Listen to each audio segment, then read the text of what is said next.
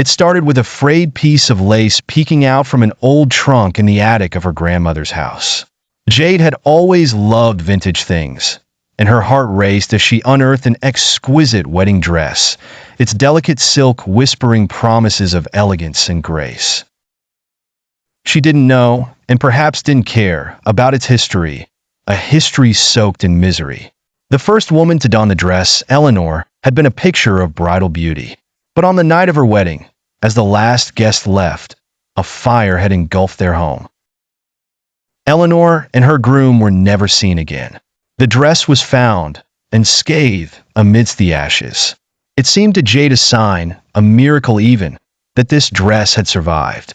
She convinced herself it was a symbol of resilience and hope. As she slipped it on, the fabric seemed to mold to her body, a perfect fit in a way that almost felt too perfect. Jade's wedding day was a blur of blissful chaos, and she looked stunning, a living dream. She didn't notice the whispers of the old women in the corner, their eyes dark with fear and recognition.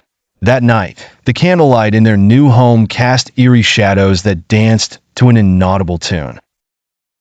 Jade fell asleep quickly, exhausted and exhilarated, but she awoke to stifled sobs.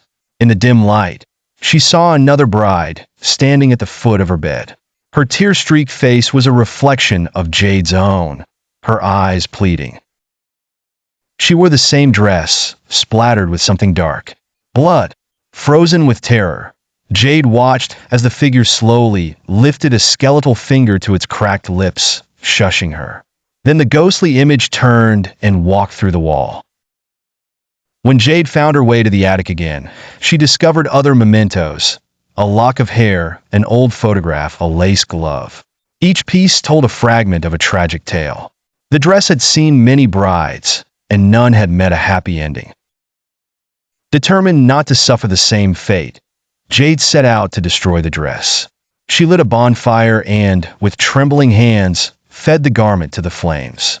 But the flames seemed to recoil, the dress refusing to burn. It was then Jade understood. The curse couldn't be simply erased. It had to be passed on or embraced. As the fire died, she stood there, gripping the dress, and felt a cold touch on her shoulder.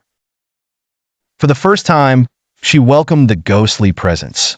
Perhaps together they could break the curse or be bound to it forever. Their fates were intertwined now, for better or worse.